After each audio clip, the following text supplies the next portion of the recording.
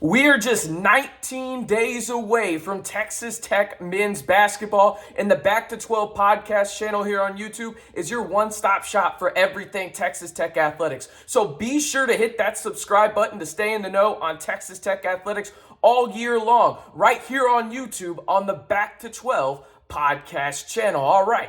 We had Big 12 Media Day up in Kansas City for the men's side on Wednesday, and a lot of good stuff. You had Mark Adams there, you had Kevin Obanor, you had Fardaws, who was still in a cast, but was in good spirits as well. So you had a good group of guys there, and I'd be remiss not to mention Harmon was up there as well. So you had a good group of guys up there in the contingency for Texas Tech, but a few things that stood out for me were some of the comments made not only by Mark Adams, but by Kevin Obanor. Let's start with the head coach himself, and his opening comments were this. And by the way, it was very weird. Mark Adams only had about 4, maybe 5 questions asked to him, one being from Mason in Lubbock. But outside of that, I think there was 3, maybe 4 non-Lubbock reporters asking questions. It was a very short press conference for him, which I found quite odd, but I guess everybody wanted to get to Bill Self. That's fine. Mark Adams still made some really good quotes, though. He said this.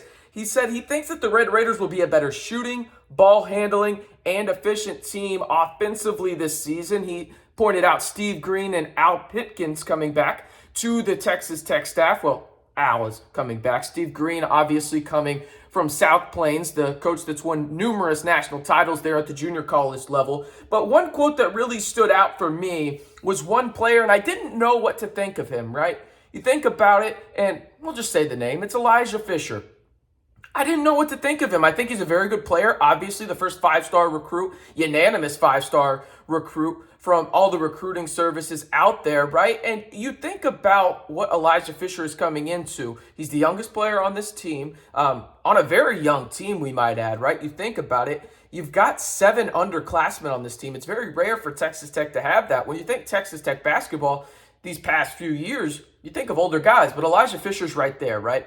And you think about what he's done in terms of the recruiting process for himself. As I fix the hair on my face, I don't know what's going on there. I'll call myself out. Bad hair day. But no, on the Elijah Fisher front, I wanted to hear what Mark Adams had to say about him. And he said this, which really stuck out to me. I think that he, Elijah Fisher, is already one of our best defenders on the team. Not a lot there in terms of just one sentence quote, but think about that. We're talking about the youngest guy on the team, the highest ranked recruit in Texas Tech program history. And the reason that this is a big deal to me, and hear me out on this, is when you think about these high profile guys, right? These high 5-star, and then high 4-star recruits. In the AAU circuit, there's not a lot of buy-in to defense, right? There's not a lot of guys out there that, hey, my best trait in my game is my defense, right? There's not a lot of buy-in to defense. You have to give Elijah Fisher credit, the young man credit, in terms of he's 19 years old, and he knew what he would have to do to see the floor here. If you come to Texas Tech, you are going to have to play defense. Now, sometimes it takes a little bit longer for guys to buy in, but Mark Adams also said his buy-in was that quick, a snap of a finger. He knew what he was getting himself into, and to hear that already from the head man himself, where you think about it, we don't know what Elijah Fisher's role is going to be, but if you can play defensively and you can be a hard-nosed defender right away, right from the jump, I don't really care what you do offensively. I'll take the growing pains, especially with the guys you have running this offense in the offensive side of the ball in terms of Kevin Obanor. You got Harmon. You've got experience down there on the offensive end where Elijah doesn't feel like he has to be the guy right away, right? So I think that Elijah Fisher might be seeing a lot more playing time early on just because of the defensive end, and they'll work through the offensive, roller coasters that come with being a freshman. But if you're telling me right now you get a 6'7" guy, athletic as hell, 220 on the outside that can guard probably 1 through 4, maybe 1 through 5 if they're going small the other team, sign me the hell up every day of the week. We knew he was athletic. We knew what he was going to bring to the table on that side, right? But how much was the buy-in going to be? Was he going to want to play defense right away? And by every account, because when you have Mark Adams saying that about a true freshman, yeah, he's going to play a lot. And Elijah Fisher, His stock is going like this right now. It's going to the freaking moon. I am excited just from that one quote. And I don't want to blow this out of proportion and say, oh, he's going to go win, Big 12 Freshman of the Year. He's going to be a freshman All-American. No. He is going to be a very solid contributor for Texas Tech men's basketball on a team that's deep as hell already. And we'll talk about what Kevin Obanor's thoughts were about this roster here in a second. But that's just one more guy that a team has to game plan for, and it opens things up a little bit more for maybe a Kevin Obanor, maybe a Devion Harmon, Jalen Tyson, who had a lot of, praise from the head man himself. We'll go over that here in just a second.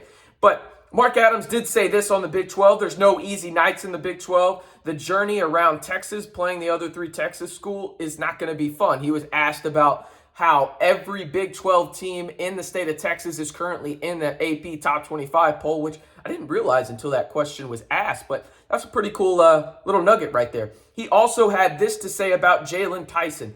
Expect a lot of great things from him this season. And again, he was jokingly saying that he got kind of pulled the wrong direction down to UT, but ended up with the good guys after transferring there from Austin. So I expect Jalen Tyson to do a lot of great things this year. Don't be surprised if he's a primary ball handler for stretches, but I really like what he brings in terms of the versatile skill set offensively, but also defensively, where I think he can guard 1 through 4 this year.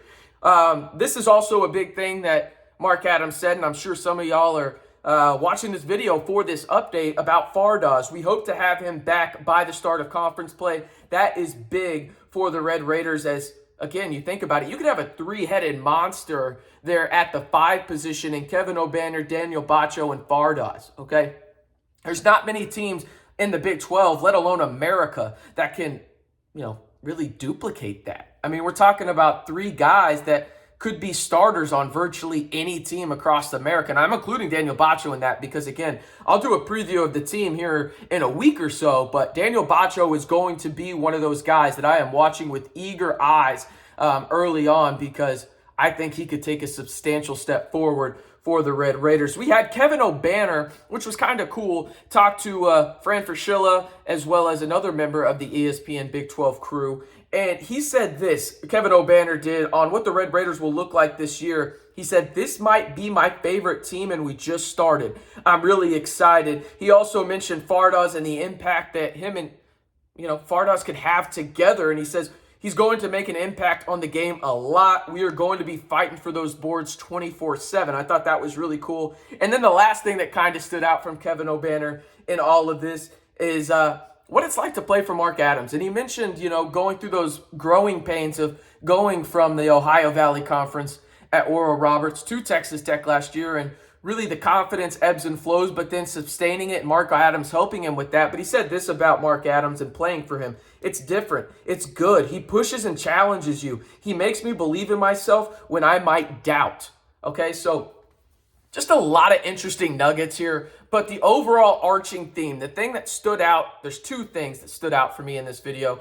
It's good to hear that Fardaws could be back by Big 12 play, and the fact that Elijah Fisher is already this far along on the defensive end tells me a lot about how much we can expect him to play early on. Again, I'm not saying he's going to be a freshman All-American. I'm not saying that. But if he's making an impact on the defensive end, Coach Mark Adams and crew are going to let him work through those offensive ebbs and flows that a true freshman inevitably has, right? So if you're producing for us on the defensive end, we can live with a couple of lackluster results offensively, but he's going to hustle 24/7 on the floor. So there you have it, your Big 12 Media Day Texas Tech Edition update. One more time, if you haven't already, be sure to hit that subscribe button to stay in the know on Texas Tech men's basketball all season long right here on the Back to 12 podcast channel.